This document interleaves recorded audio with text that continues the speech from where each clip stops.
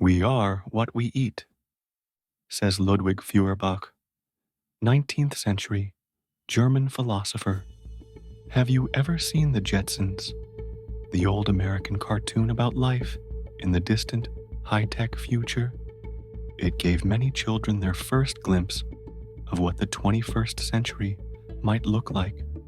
The Jetsons were a traditional family of four who inhabited a world where everything was super fast, ultra convenient, and totally man-made. Their spaceships blazed across the sky. Couples vacationed on Venus, and robots dashed through the domestic chores. When it came to cooking, the Jetsons left McDonald's in the dust. At the push of a button, their home food dispenser spat out synthetic servings of roast chicken and chocolate brownies. And sometimes, the Jetsons just ate pills for dinner. Nevertheless, the idea of instant food was not invented by the Jetsons. It is an inevitable fantasy in a culture desperate to do everything faster.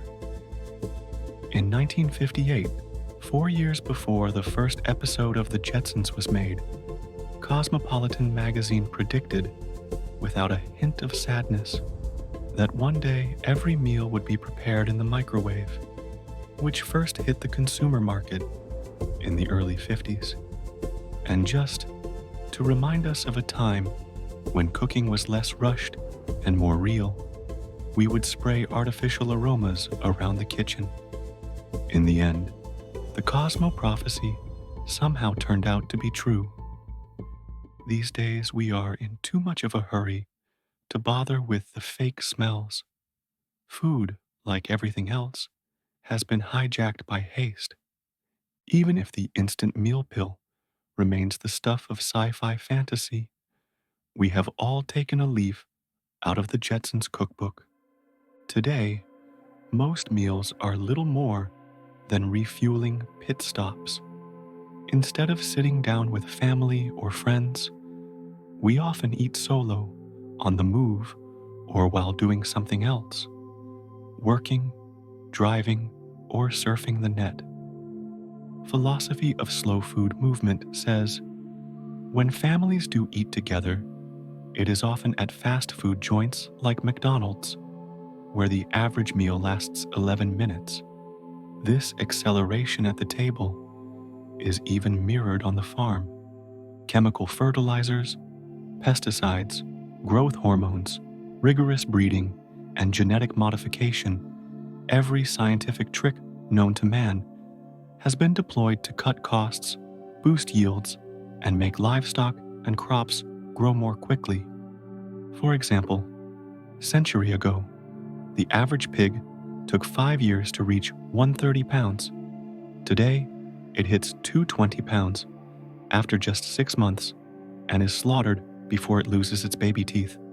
Now, North American salmon are genetically modified to grow 4 to 6 times faster than the average, the small landowner giving way to the factory farm, which churns out food that is fast, cheap, abundant, and standardized.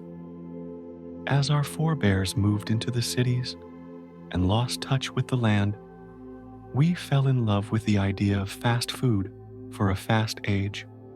Most of us believe the more processed the food is, the more convenient and the better it is. Today, even the simplest meal, from scrambled eggs to mashed potatoes, comes in an instant format. Supermarkets stock ready-made versions of almost every meal under the sun. Example, curries, hamburgers, roast meats, sushi, salads, stews, and soups, just to keep pace with its impatient customers. Uncle Ben's developed microwavable rice that's ready in 2 minutes. Many reports suggest Americans devote less time than anyone else, about an hour a day, to eating, and are more likely to buy processed food and to dine alone. Nearly 200 years ago, Anselm Brillat Savarin, the legendary French gastronome, remarked that the destiny of nations depends upon the manner in which they feed themselves. Philosophy of slow eating says that caveat is more suitable today than ever before.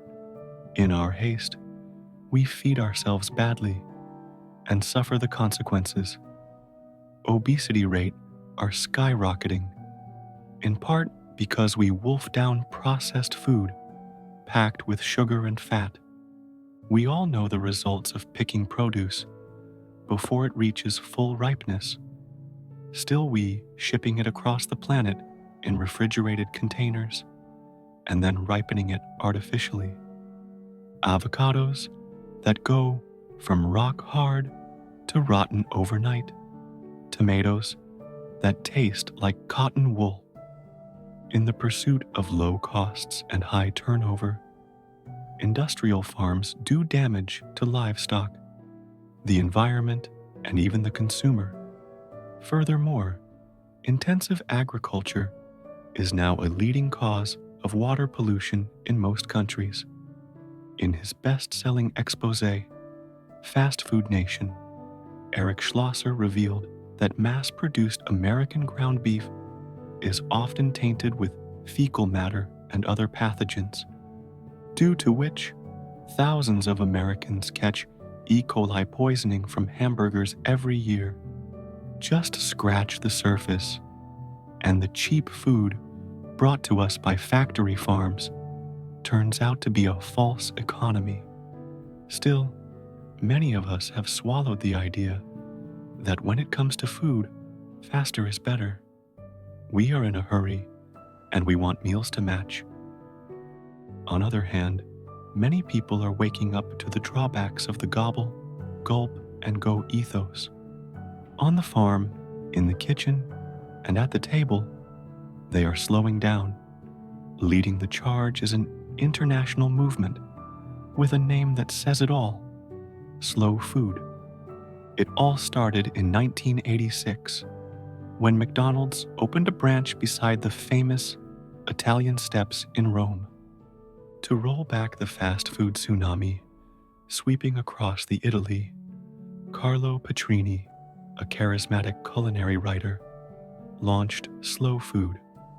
As the name suggests, the movement stands for everything that McDonald's does not: fresh, local, seasonal produce with sustainable farming, and at last leisurely dining with family and friends. Philosophy of slow food also preaches eco-gastronomy, the notion that eating well can and should go hand in hand with protecting the environment. At its heart, the movement is about pleasure. According to Carlo Petrini, this is a good starting point for tackling our obsession with speed in all walks of life. The slow food movement says, a firm defense of quiet material pleasure is the only way to oppose the universal folly of fast life. And our defense should begin at the table with slow food. With its very modern message, eat well and still save the planet, slow food has been attracting millions of people across the globe. Slow food takes the snail as its symbol, but that does not mean its members are lazy or sluggish. When it comes to modifying our own behavior, slow food is realistic. It recognizes that every meal cannot be a 4-hour banquet of handmade delicacies. The modern world simply does not allow it. We live in fast times, and taking a fast approach to food is often the only option. Sometimes all we want or need is a sandwich on the run. Yet it is possible to work some of the slow food ideas that can transform into our own kitchens. The place to start is with the raw materials that are local and seasonal produce. The next step is to cook more. After a long, bruising day at work, our reflex is to throw a ready-made meal in the microwave or call out for fast food. But sometimes That reflex is just a reflex. It can be overcome. We can find the time and energy to do a little chopping, frying, and boiling. In my experience, taking a deep breath and just heading into the kitchen can be enough to get over, "I can't be bothered to cook thinking." And once there, the payoff is more than just healthy food and gastronomic. You will find you are aging slow once you start taking slow food seriously. Needless to say, we can all benefit from taking a slow approach to the way we eat. We must understand food is harder to enjoy when scoffed down on the run or in front of the television or computer. It becomes fuel. Savoring food is easier when you slow down and pay attention to it. That's all for today's video. If you enjoyed this video, please don't forget to give it a thumbs up and subscribe to our channel for more empowering content. Thanks for watching.